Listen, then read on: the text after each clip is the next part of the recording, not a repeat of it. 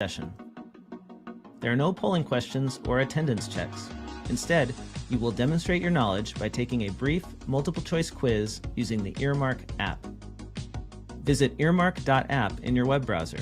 You can also download the mobile app by scanning the QR code on the screen. Log in, or if you're new, create your free account. Be sure to use a valid email address because that's where we'll send your course completion certificates. From the home screen, scroll down to find the course. You can also tap the magnifying glass icon to search for the course. Tap on the course artwork, then the Enroll button. On the Course tab, you'll find the recording and quiz questions. Complete the quiz to earn your CPE certificate. It takes us a few days to create the course on the app, so if you are attending this session live, please wait a few days. We'll email you a link to the course when it is ready. If you have questions or need help, email us at support@earmarkcpe.com. And now, on to the event.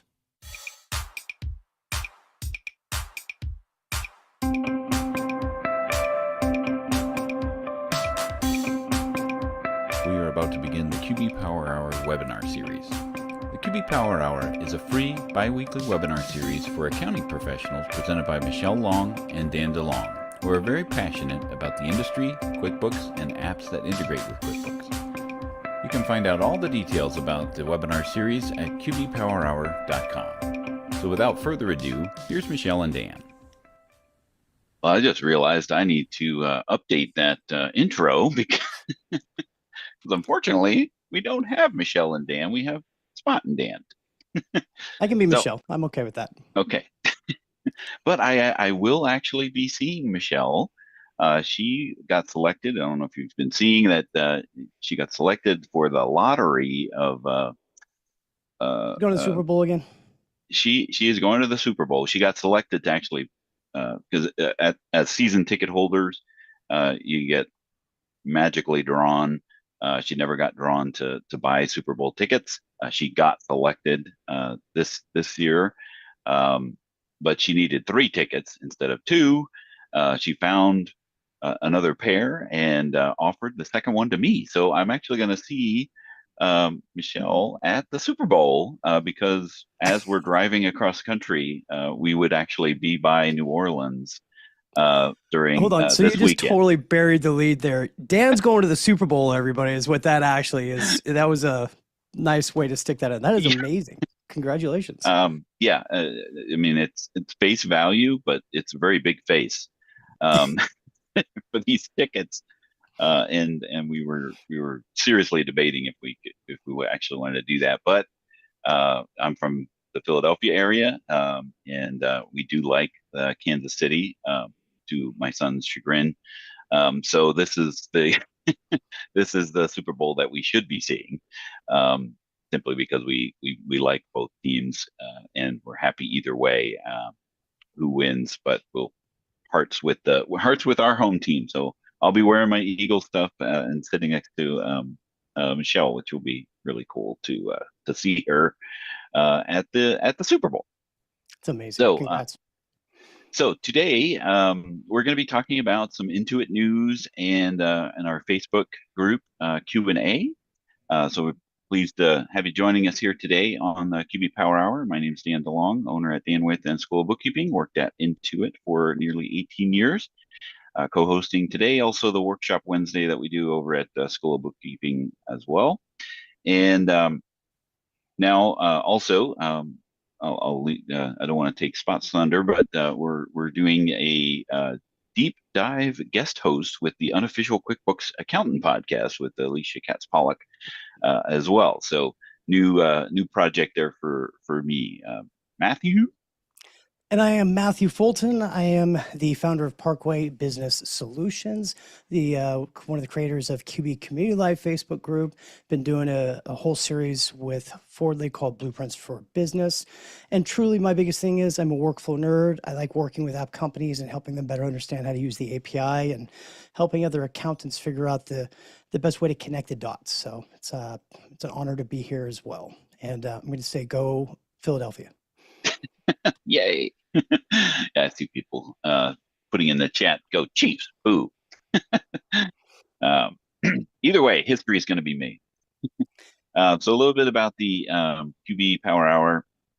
It's every other Tuesday at noon Eastern. I have no idea what time it is where I'm at because I'm driving across country at the same time as we're trying to do the Power Hour. But it's noon Eastern. Our the Power Hour is now eligible for CPE credit. If you didn't catch Blake Oliver talking about that, we have a channel for the QB Power Hour on Earmark. So you can always click that link in the slides and be able to access the prior ones that are eligible for CPE. This one is not eligible for live CPE because of the way they work that out. Typically about 5 days after the live webinar, they'll post the quiz, and then you can take the quiz for the CPE credit. But if you just bookmark the channel, you can always just go and see when those new ones are posted and get your CPE credit. I'd love to ask everybody, if you are collecting CPEs, do me a favor, in the chat, put a 1. If you're not, put a 2, please. Love to see who's utilizing the CPEs. Awesome. And these are the 2 prior sessions that are already up there, the 1099 problems that we did with Nancy, as well as the sales tax limitations that we did with Avalara. So you can always check those out. A little bit of the housekeeping. If you do have specific questions about what we're chatting about here today, please put them in the Q&A so that way we can see them and we don't lose them as all of the 1s and 2s are are flying by in the chat. The chat is great for just general comments like "Go Chiefs" or "Go Eagles" or whatever you happen to be wanting to say in the chat. That's great there too. And then we also have the webinar archive links there, as well as the handouts, which should be posted. Yep. Whether you're watching posted earlier, we can post it again here shortly. I still have 4 monitors, so I don't know where those are are living, but they're out there. And we have if you're watching us on the in the Facebook group as we're simulcasting on YouTube and all that stuff, there's a QR code for the handouts there as well. And then we also have the QB Power Hour stores if you want to check out the QB Power Hour swag. So what's on the agenda today? So we're going to be breaking this into 2 major sections. We have Intuit / QuickBooks news. Spot attended the shareholder meeting that was just recently, and so we'll be unpacking some of the things that they talked about and speculating what that means for the accounting community. I do want to set that stage there. This is no insider information or anything like that. This is all public information, and we're just going to be pontificating as to what the meaning of all of that is. And then some of the in QuickBooks or Intuit news or topics. There was a combined UI email confusion that we want to talk about. And there's always this discussion about pricing increases that we want to talk about, which might go, might dovetail into that shareholder meeting. And then we have a Facebook group for the QB Power Hour that there's some common questions or some posts there that we want to unpack there as well. So first polling question, what version of QuickBooks do you support with your clients? And let me go ahead and launch that. And while you're answering that, let's go ahead and dive right into the shareholder recap. So Matthew, just let me know when you need me to advance. So first off, I wanted to kind of clarify one part of this. Every time they do one of their quarterly reports or their annual meeting, these things are made available through their website to where you can go back about a week later and listen to the webcast, and you can even look at their different presentation. So with that, all the images that you'll be seeing here came straight from their presentation. So it's their information, publicly available information that we just felt to be appropriate to kind of share. So the links that you're seeing there will take you to that. So if you want to go forward one here, Dan. So the first thing I kind of we're gonna do some commentary a little bit afterwards. So I'll go through some of the information that I saw, and I tried to highlight the things that were most important to me on these slides. When you look at this strategy that Intuit talks about, I couldn't help but notice that this year the accountants was a smaller section down below. So the consumer, small business, mid-market, that's their main focus. And we're going to talk about that as we go to the next slide of where the money's kind of coming from on everything also. Interesting facts though, there are 87 million consumers on the Intuit platform. There's 10 million small and medium-sized businesses using it, and then 18 million US workers that are paid annually through QuickBooks payroll. And if you download the slides, you'll see there's other details on that. But those were the three that I found the most interesting, of course. So yeah, I remember them saying that like 1 out of every 6 employees, or some staggering number, is actually paid through QuickBooks payroll, which is pretty unique, crazy. I think. Yeah. So that means if you have 6 employees, only one of them. No, just kidding. Okay, so we can go to the next one here. And so one of the big parts of the entire conversation had to do with their focus in artificial intelligence and using AI. What I mean by that is, Sasan actually mentioned that back in 2018, Intuit took the focus, they decided to invest heavily into it and start to use it in everything they're doing. They're now seeing that they are internally using AI to help their own development. So they're saying that their development velocity, in other words, the speed they can get stuff out, has increased 8 times. And through that, it's created an their AI improvements has also improved 11% reduction in contact rates. So what I guess I'm trying to say there is, theoretically, through their AI-driven content answers, everything else, they've reduced the number of calls and human touch points they have to do by 11%.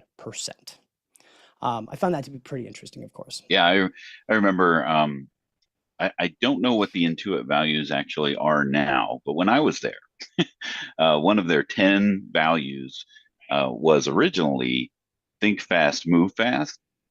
And they ended up changing that to think smart, move fast, because you could do dumb things fast. So they did change that to think smart, move fast. And Sasan was very big on rapid iteration of things. So he was definitely a fast guy. Yes, for sure. We can skip to the next one now here.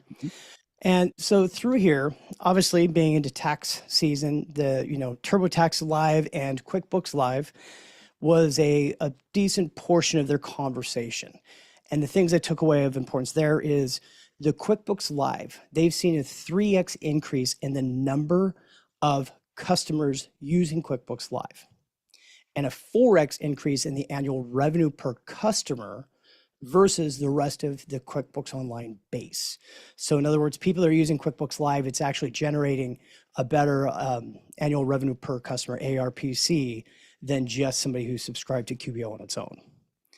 TurboTax Live has seen an 11% increase in customers and a 5x increase in revenue.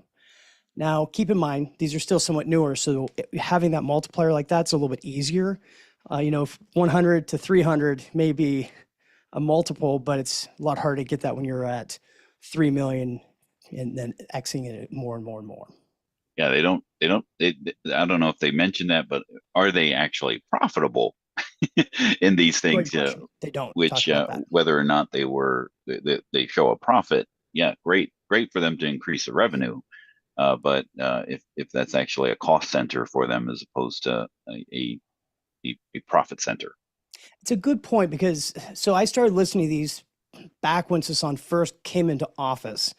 And even back then, they used to break out the different types of subscriptions. You could see what was QBO versus desktop, enterprise, and where the money was coming in. They don't do any of that breakout anymore. You can't see that stuff as easily at all. So we can move ahead to the next one as well. That's Intuit Confidential. Yeah. Another large portion of this, and this is, we're going to dovetail pretty soon into the combined UI. It's the interconnectivity of their ecosystem. This is the big vision, the big goal. So their acquisition of Credit Karma, bringing people in. There was one question one of the people on the call asked was, are they ever going to make a replacement for Mint? And the answer was a whole bunch of word salad to basically come back and say, no, we're not. It's going to be Credit Karma's the piece. We're trying to serve this. But what they found is the number of people that are using Credit Karma who are actually having TurboTax now do their taxes as well has significantly increased. So these are the plays they're making, trying to give you the one-stop shop to do everything to get that annual ARPC up for every single person. We can go to the next one here. And then, so these are the other interesting ones. QuickBooks Online has gone up by 11% in the total customers. Their annual revenue per customer also was 11%. Workforce Solutions, basically their payroll stuff, 23% increase.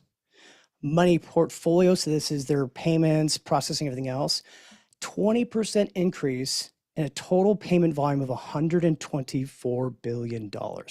That I found very interesting. So that's the money that's flowing through and to do all this stuff, which is pretty powerful. And then MailChimp also had an 11% increase in revenue. And we can go to the next one here. QuickBooks Online Advanced, 28% increase in subscriptions, 36% increase in the ecosystem revenue. Now, so that's that annual revenue per customer, 36 in comparison to 11% with the QBO customers. So you're seeing more money. Obviously, it's more expensive, but they're making more money off Advanced that way. And the retention actually went up 2% to 84% with the people using Advanced. So people that get into it are sticking with it and actually liking it, it seems like. They're not just getting it for the initial discount. They're actually using the features. Exactly. Intuit, so the Enterprise Suite, they say estimated, right? Because it's just brand new, it's just coming out. They estimate it's going to be 20K annual revenue, which is about $1,600 per month per customer. I found that to be interesting as well. Because yeah, that's the first time I've actually seen that number published. I knew there were some other things that I had seen where I had heard that number before, but this is the first time I've actually seen this number published. So, for all the people like wondering how much does Intuit Enterprise Suite cost, that's their estimation, right? So there's going to be more or less, and we'll talk a little bit about the difference between QuickBooks Enterprise and Intuit Enterprise a little later. But for those that are always wanting to know what's this going to cost me, that's what they're estimating. So before you just go blindly send a lead to the Intuit Enterprise Suite folks, just kind of give that estimation as food for thought. So, and the question becomes, what all does that include? So those are the key numbers that I really found from the information through the presentation and listening to them. But, Dan and I, we were talking earlier, kind of our own thoughts about the meeting and listening to it. As we talked about before, they've been very open about the fact they're going very AI centric. They're trying to make this platform where things are going to connect together because they envision the ability in the future that for a small business owner that's getting started with MailChimp, with QuickBooks Online, everything else, that AI will be able to do more and more and more stuff for them, such as creating a marketing campaign for them, send out the email to try to churn up more business. He did give an example, which I found funny, was he said, we even have the power you can take a handwritten note, turn that into an estimate automatically, have it turn into progress invoices, collect the money and everything all for you automatic. I'm like, you must have a better version than we have at this moment, but so I don't know. I don't know. What are your thoughts on this information, Dan? Well, this is really, really great stuff as far as like things that, growth is always good, right? So like that's the stability, I think, and I think we're gonna, kind of talk about some of these themes as to, where does the accounting community fit into all of that? You noticed, or you pointed out the piece of the pie is a little bit less than what we've seen, and we talked about this a little earlier. Whereas it seems like the accounting community is more of a consumer as opposed to a partner. Now, that may not be their intention, but that certainly is something that is, I think, being felt by the accounting community at Yeah. large. And I tend to take a cautious approach when it comes to the actions that Intuit is taking. They're going to do what they're going to do, right? And as we talk about the Facebook group, Facebook and Meta is going to do the things that they're going to do, right? And sometimes we're just along for the ride when it comes to that, and it's whether or not it is a what's the polite way to say? I mean, whether or not it fits, right? It's whereas in the past, from a sales and marketing perspective, accountants and the ProAdvisor community was a sell through, type Yeah. of thing where make those people happy and they will be promoters. And whereas now it seems like the accounting community is a sell to, like here's the products that we're making available. If you want to participate with that, great, we'd love to have you. Yeah. Especially with all of the other things that they've been introducing that potentially step on a toe or two. It's well said. Peter, just to answer your question, which he kind of was asking, do we know what the annual revenue was for QBO Advanced? They didn't talk about that, but they did say that it increased 36%, which doesn't tell us a whole bunch. We knew that there's an increase in the number of subscriptions and that it's now generating more revenue for them. And it is higher, of course, than QBO traditionally, but we don't know what the actual amount per year is that they're capturing at this time. And considering year over year, they've had what is that, 17.5% increase in the cost, right? So of course they're going to have some interest, some increase. That's just the subscription cost, whether or not they lose. It's a great point. Lose subscribers or not. One other thing they mentioned was in the meeting, you can go ahead and move on to the next part though, is Sasan brought up, made a comment about how the ecosystem, the small business owners, you jump in and they've got all these different apps that they're connecting. And he said they envision having a way to be able to do all that for them. I really question how that's going to work well. Having AI be able to be those connection points, because there's so many variations. Not to mention you have to deal with Intuit changing things all the time. So tags going away, because tags are going away. They're adding a custom field to all the different versions is their solution for it. One of them, even from the lowest one up, and higher ones where you already have 3, you'll now have 4, except for advanced, you'll stay at the 12. API is still only going to give you access to 3. So there's still variations there that's interesting.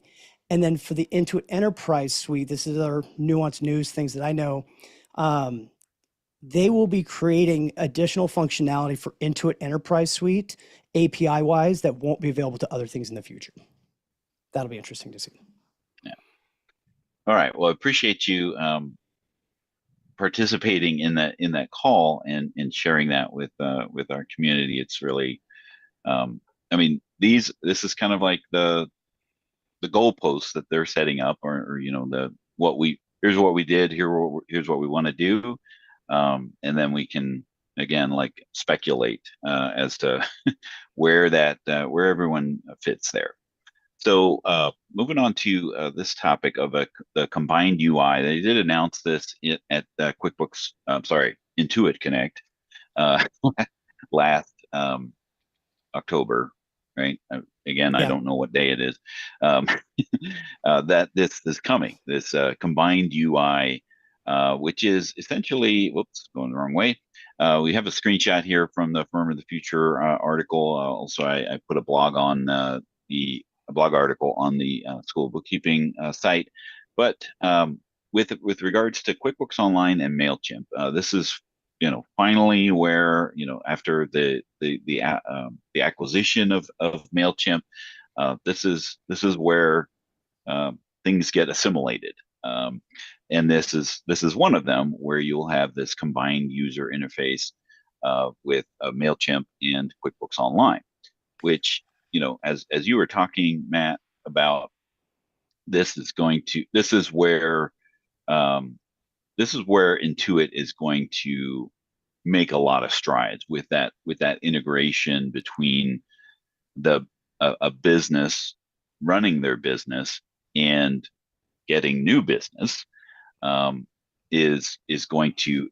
mean, when this actually becomes a thing, which I don't know that it's there just yet, but being able to track your own customers, and create an outreach to continue that and nurture that customer relationship that you have with your customers. Mailchimp is going to be a great part of that, because they have their suite of services. I've kind of used it, but I haven't gotten like into the weeds. Would you say you're a power Mailchimp user, or is it more of?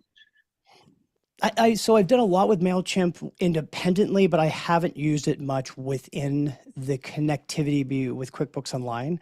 That was one of their statistics they mentioned, is they've seen a 22% increase in the number of people that are using Mailchimp and QuickBooks Online together. So people are starting to use it, but I haven't tried the interconnectivity piece of it the same way. Yeah. My worry about this, and I want to ask this to everybody in the chat, because I think we should start a poll right now. How long until we get a revert back to the basic look? Because my biggest concern right now is, where's my sidebar? How do I get to the stuff for that immediately? I'm having nightmares of the business view versus accountant view right now. Mm-hmm. Yeah. Someone wasn't participating in that beta test.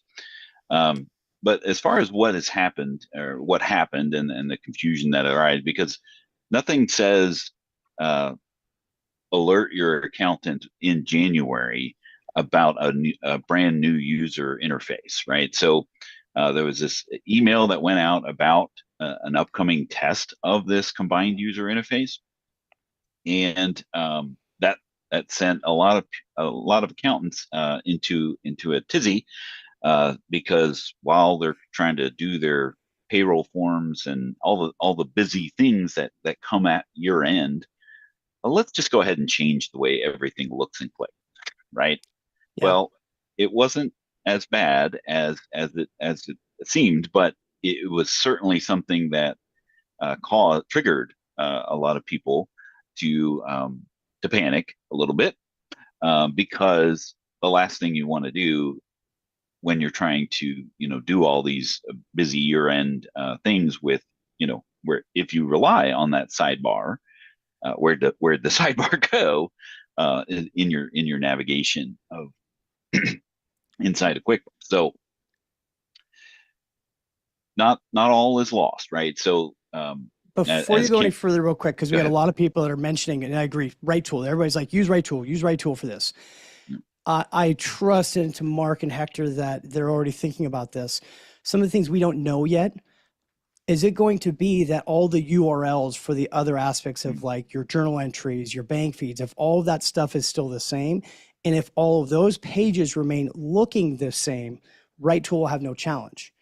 But if it's a situation they're moving where buttons are, now they're going to have to recode things to be able to find the right places to make certain features and functions work.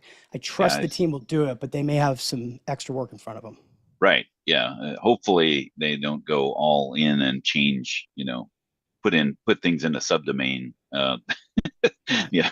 qbomp.intuit.com or something like that. That will break all of all the hard work that they did. But as Kim Emspa correctly stated, and in the Firm of the Future article, this will only affect new users. So your existing clients should not be offered this combined UI. We've heard this before. It should not affect it should not affect anyone who's connected to an account.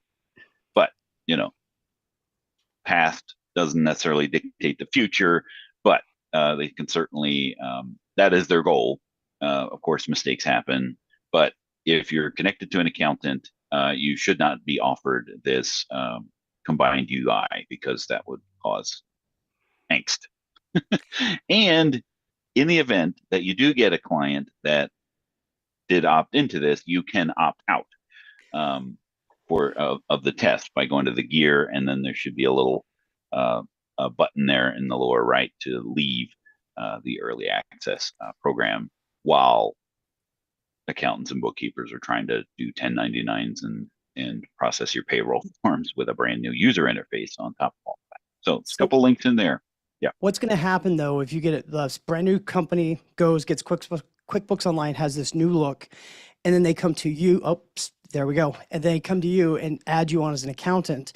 What happens then is going to be the question, because the importance of that question is that's going to tell you a lot about what they're doing UI or not on how to connect these pieces. So I'm wondering what that's going to look like. Yeah, that remains to be seen. Yeah. All right, so let's talk a little bit about the QuickBooks Enterprise pricing updates as of February 1st, which was 3 days ago. They are going to increase the price of, this is QuickBooks Desktop Enterprise, has nothing to do with Intuit Enterprise Suite because, well, we don't know what the price of Intuit Enterprise Suite is, so how would we know it's going to increase?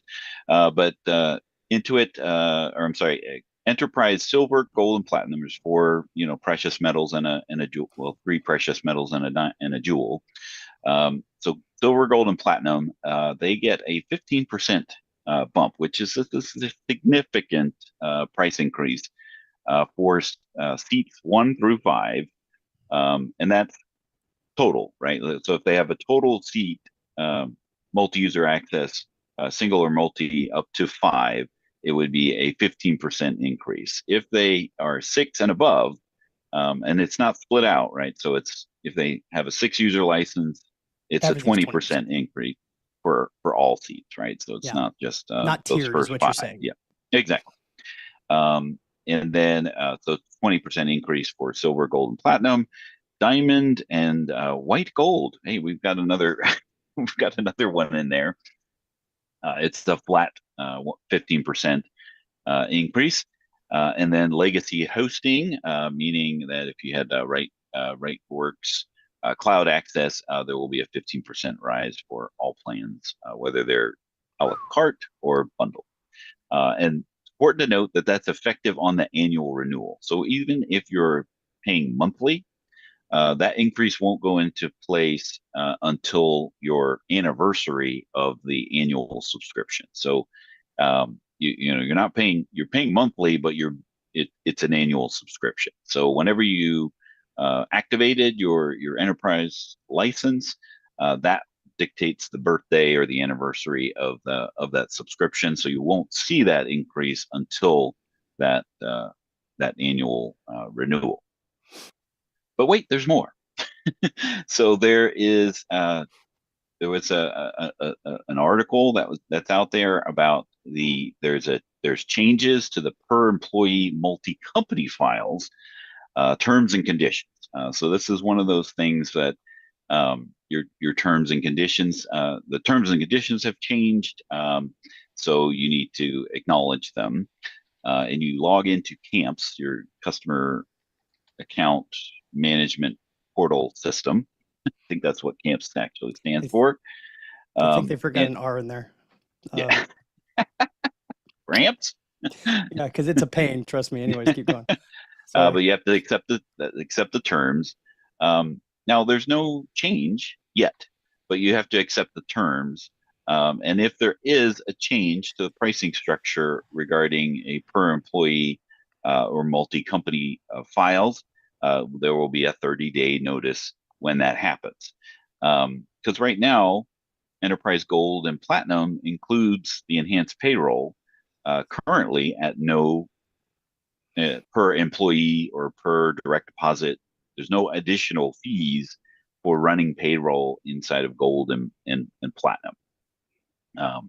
Diamond includes assisted, so there is, some kind of payroll, charge for doing that. And then, of course, desktop, currently allows for any number of company files to be created as long as you have the hard drive space for it. So there's no change, but the only change is the change to the terms and conditions. So they're setting the stage for something to change, but we don't know the specifics about what that is, which is interesting in the Intuit article. If you actually click the link there, it takes you out to learn about them, but it doesn't tell you what they are, which is kind of ironic, I guess is the best way to put it. Now, one of the other changes I thought that I heard was coming up soon, especially for accountant users of enterprise plans, is the grandfather license. What is it, for being able to do 50 different companies for payroll under like your one bulk group? I heard, isn't that going away? The enhanced payroll for accountants, you Yeah. mean? Yeah.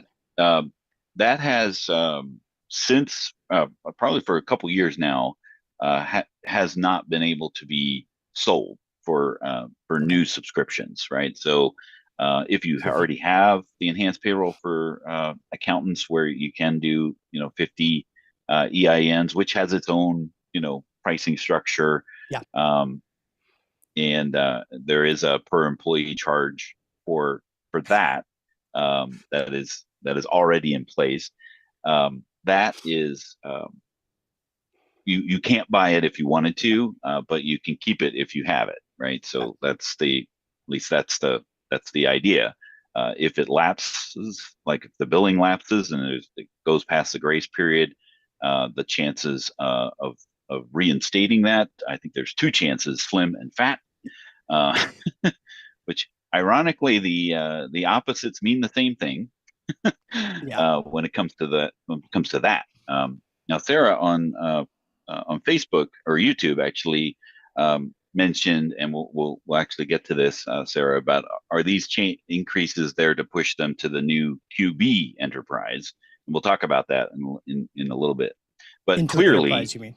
But yes. Yeah, Intuit enterprise. Well, she said QB enterprise. So I was just reading her question, but it's clearly this is the lever of uncomfortability that Intuit can press for those people considering, is this now the time to move to QuickBooks Online, right? So this is where those things things to consider is, this causes a reflection, right? Is it worth it? I've seen many people in QuickBooks Enterprise that don't need to be there, right? Like they're not using all of the functionality, whether I was, on the Intuit side of things or lately. The one great thing about Enterprise is it's all encompassing.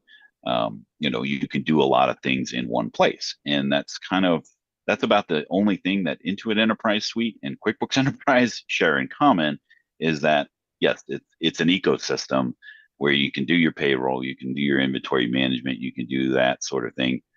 I would not say do your inventory management in Intuit Enterprise Suite, but that is it's designed to be one-stop shop type of thing for those things, right? So, and then prior increases historically they're 5%. So clearly a larger increase like this is a they're turning the screw a little bit harder to make you to really have that pondering.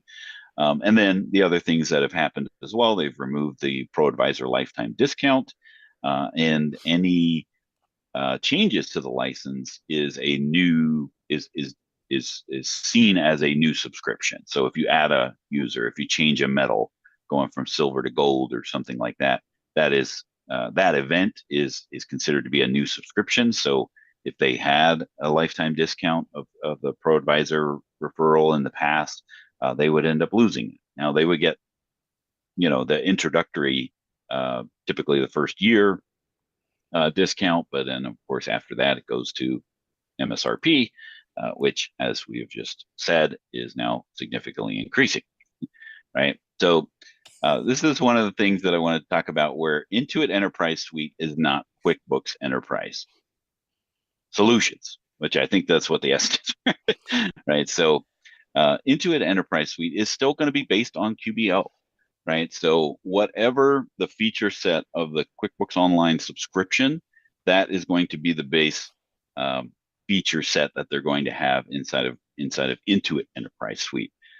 Now, on top of that, layered on top of that, is this idea of multiple entity, and then having significant amount of users. You can have up to 500 users, and then, as we had just kind of talked about, there's no external pricing. Like you can't go to a website and say, how much is this going to cost me, which is pretty standard, I think, standard for all for enterprise plans out there nowadays.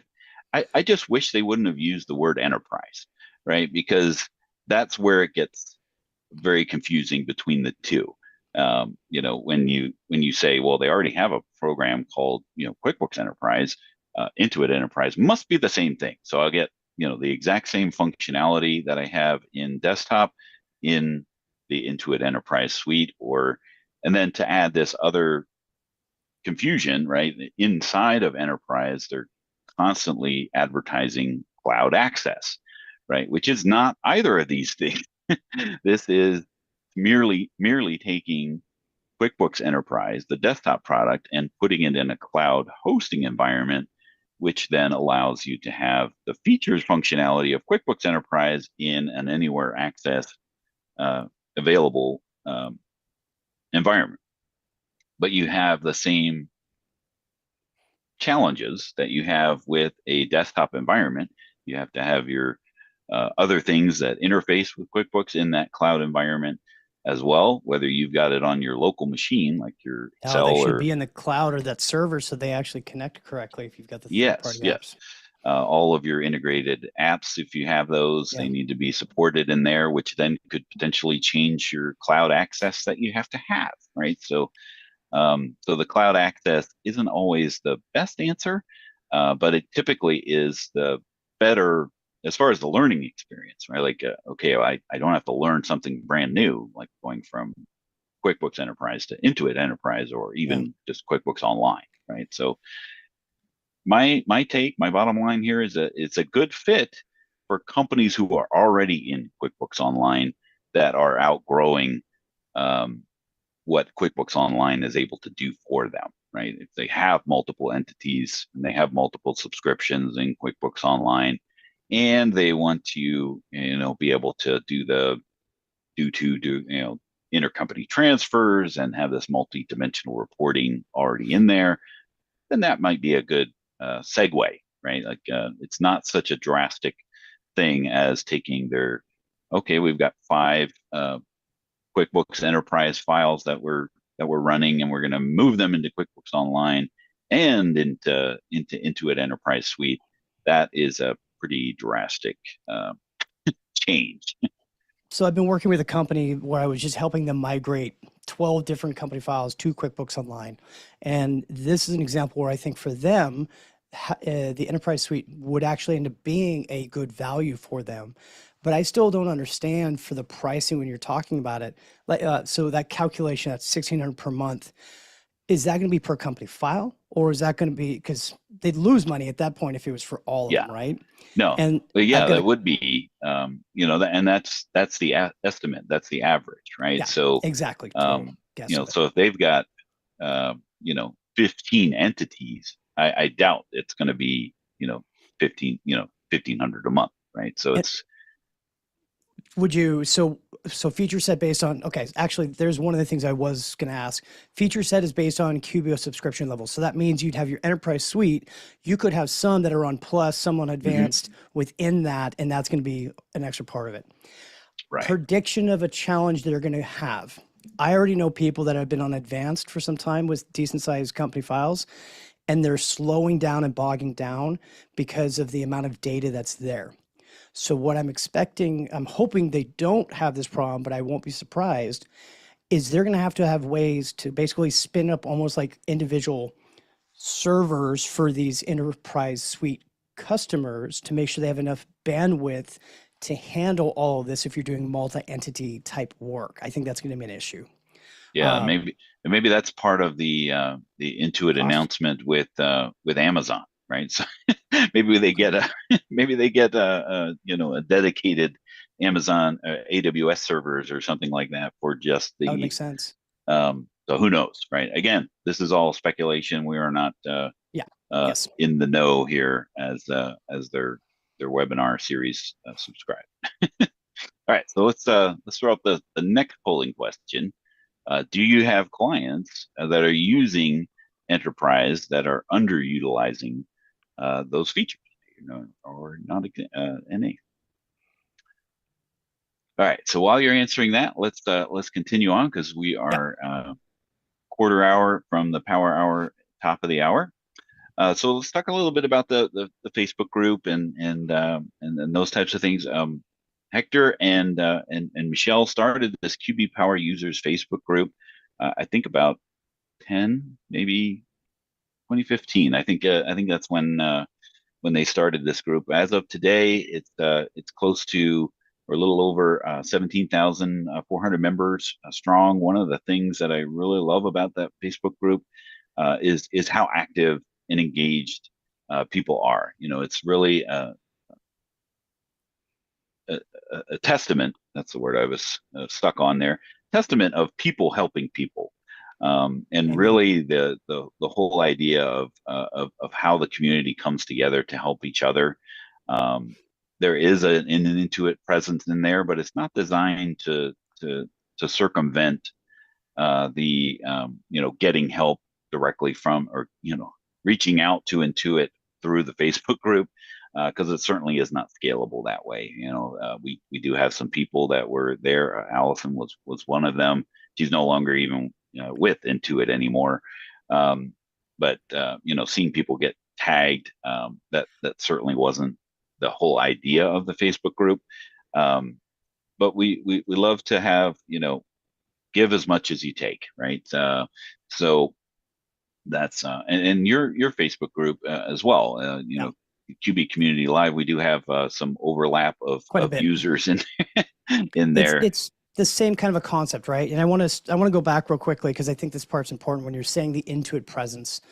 As an admin of a group like these, we really consider who to let in or not, especially when it comes to any kind of a vendor of any sort. But it's having certain people and having those relationships that allow us the ability to reach out and get certain people help when there's something deeper that we can't help you with.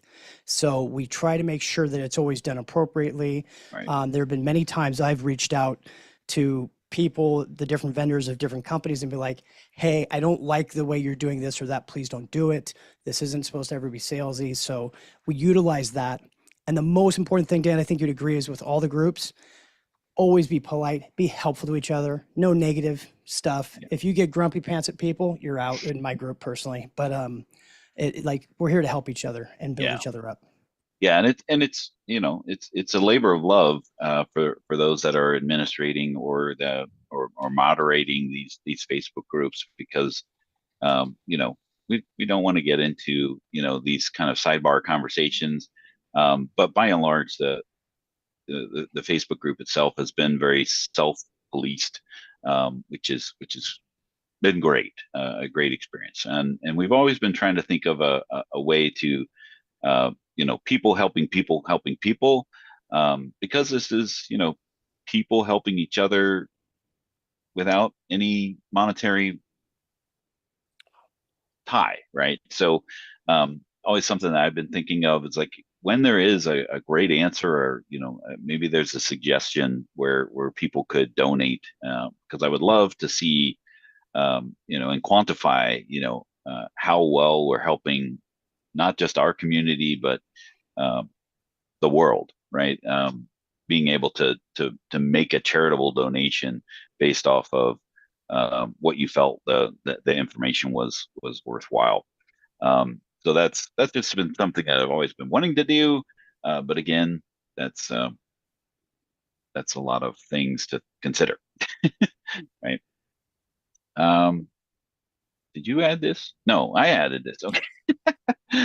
So there's some drawbacks of Facebook, right? You know, you're subject to Facebook changes, community rules. I got a notification the other day that said we removed one of your posts. It wasn't my post; it was somebody else, but it could not even show me the post to tell me what was removed. But it told me why it was removed, but I couldn't confirm or deny. Right? So that's, you know, they're going to make their changes based off of that.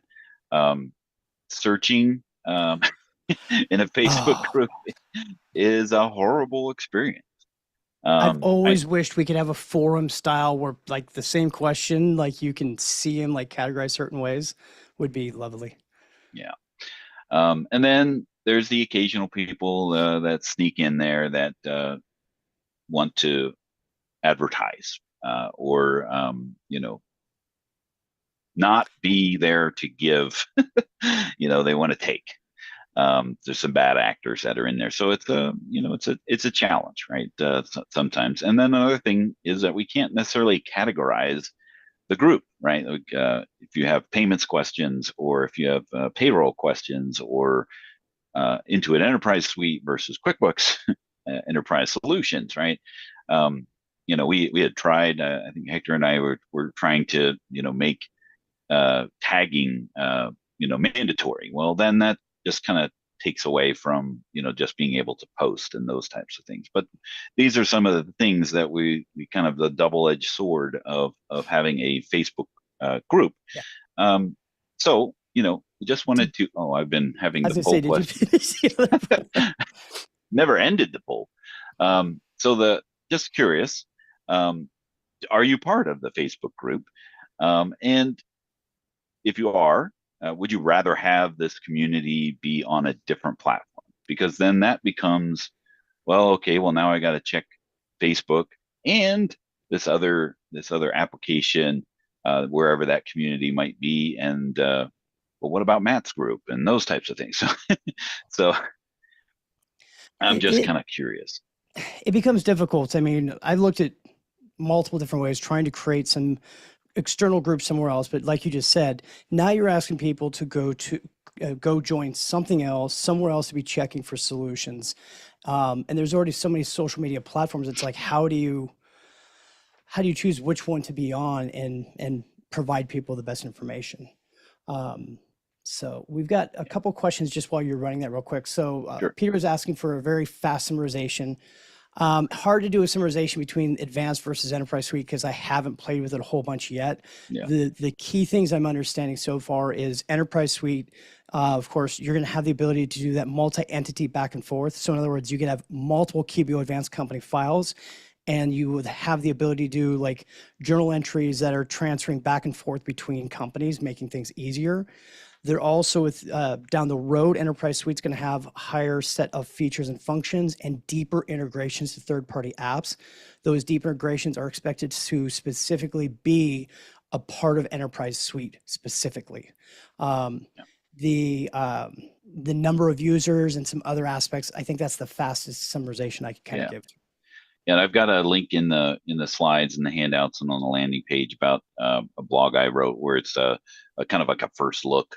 Has a little bit of snark to it, but because anytime that they bring something new to the table, it's a lot of times it's a lot of fanfare.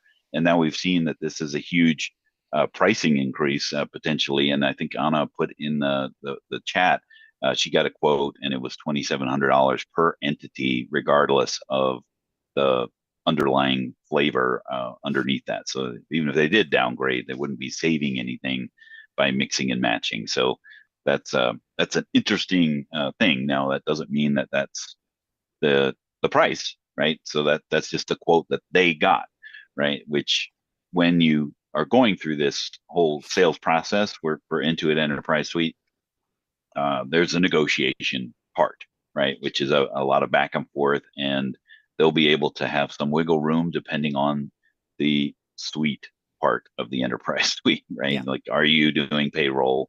How many employees are you doing payroll for? Are you doing payments and the QuickBooks bill pay, right? So all of those ancillary or connected services, that's going to have a revenue tied to them. And as you pointed out before, there was a significant amount of QuickBooks payments that money collected, right? So that's all part of the bottom line, right? So we do have a couple posts that we want to talk about here. This one I brought up because this is a very simple question of how do I run an AR by class in QuickBooks Online?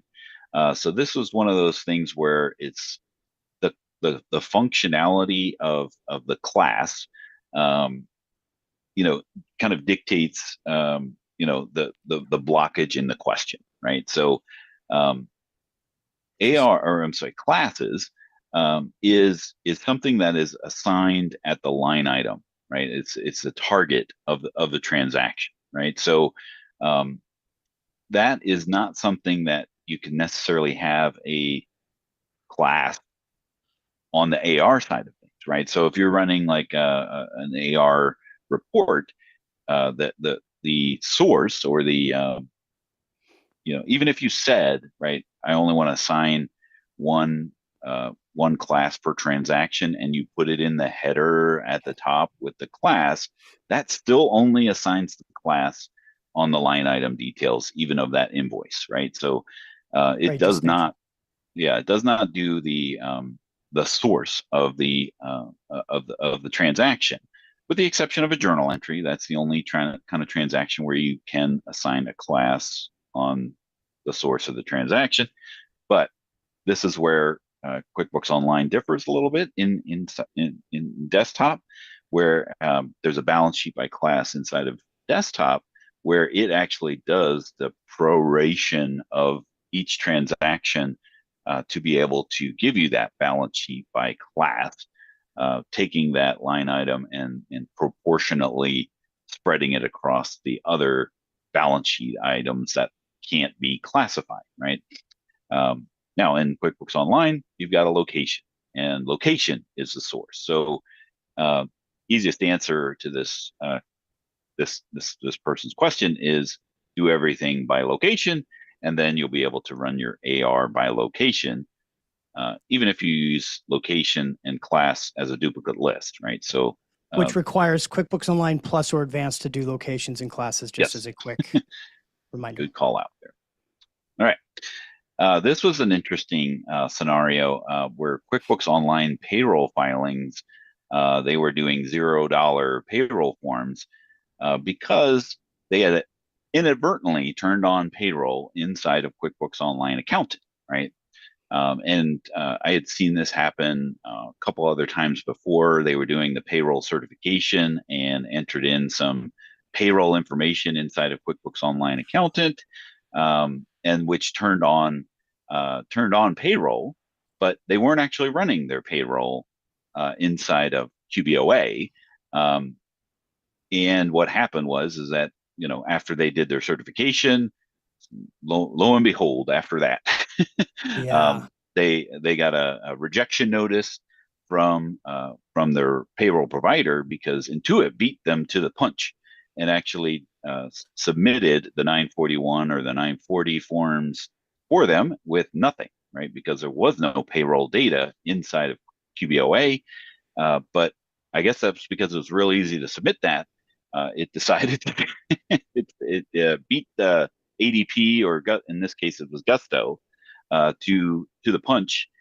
So they got a rejection notice to be able to do that. So it's one thing that you want to make sure that when you're doing firm billing, this is one of the explanations why payroll could get turned on. If you're doing firm billing where you're doing the management of the subscription, whether it's QuickBooks Online or payroll, there is a parent-child relationship that happens, and your payroll actually gets turned on, even though you're not even running payroll. As long as you don't enter in your EIN into the service, You'd be then fine because they don't have anything to report to, basically. Right. But if you inadvertently turn it on, you can go into the settings and then turn off the automatic taxes and forms so that the $0 returns are not going to interfere with your real returns. And there's an article in there as well as how do you turn on or off the form filing. This was a really cool post, and I wanted to pull this up and spotlight it. And I'm gonna say her name wrong. Ufoma. She's super smart. She's a great person. Great to have conversations with at the conferences. This is a really great example of actionable feedback for Intuit. And she's talking about the modern reports and explaining that in the modern reports there's like 3 account filters. Which is kind of weird to go in and see that, to take a look at the account. She's using account and account details. And when she tried to filter for both of them, she ended up getting a blank report. But as she pointed out there, in the classic view, it worked fine. So this is one of those things that, Intuit needs to know these things, because the way that the modern reports and the report filters tend to work is it's one of those things in the modern view that some of those filters are almost like 3-dimensional, right? And when you do search for and filter for some of them, it may be looking at the wrong side of the transaction, which in results into that poor experience, right? But the sharing of the report this was a great feedback too. There's no share with my firm, right? Where I just want to share the firm. Now, I don't know if they actually changed that just yet. Do you know, Matthew? I've seen where you could build it in there, but it is hard to get to some of the stuff. And I probably should go to the post and try to answer. But one of the things I've noticed from the classic view reports to the modern view reports, if you're using QuickBooks Online Advanced, they're badass. It's amazing what you can do because you can get into deeper detail, the transaction line detail, and you can get information from that and make very complex reports. But if you're not using Advanced, the modern view does have quite a few challenges. Yeah. And they had promised that before they were going to switch everything over, they were going to make sure all the other customized classic view ones would work going over. So I would suggest directly reaching out to support and getting it pushed to the right person on it. And when you're in your own. And when you're in the modern view, put the feedback yes. and as actionable as you can. Like this is a great example of being able to provide the actionable feedback, but do that in the section that if there is a provide feedback option on the screen that you're on, do that in there, because that typically tends to go to the product managers or people who are really curious about the feedback of that particular feature. So I know modern reports will have that. All right, so let's throw up the last poll question. We're coming in for a landing. We're a little bit over our time of the power hour. Appreciate you sticking around, and if you got to go, you got to go. I understand that, but was this information usual? Exactly. Power hour and then some. Matthew, any closing thoughts here? Boy, I'm glad. Part of me is glad I didn't see that post earlier, because my brain's spinning on the reports and what you can do with it. I like those. These are the kind of challenges I always love, but they are rabbit holes to dive into and just get lost at times. So somebody was saying on YouTube, the post by that we just showed up there is so valuable. She always has the best, most thorough feedback.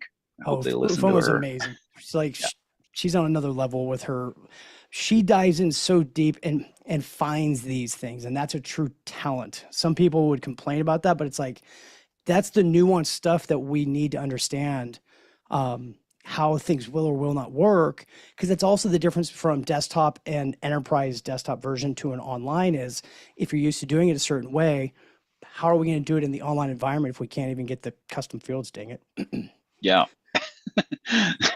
You saw what I Always did there. stuck on that custom field, man. All right. My We prediction is appreciate it'll be you. enterprise. Yeah. So next time on the QB Power Hour, we are going to have Mike Milon joining us, who will be talking about he was showing me this new feature that he has in his application called a client conversation starter. So as we're trying to have these valuable client conversations, a lot of us don't know what to say or how to start that conversation. And this is kind of like a guided resource. So look forward to having him on in a couple weeks. And He's hopefully, hilarious, guys. You don't want to miss it. I'm telling you, he's super funny. also Great. Yeah. He's also a Chiefs fan, so hopefully I'll be able to rub in the Eagles' victory next time when we see him on the next Power Hour. We appreciate you joining us here today, and we'll see you next time on the Power Hour. Thank you again. I can't stop it. Where's the end? There it is.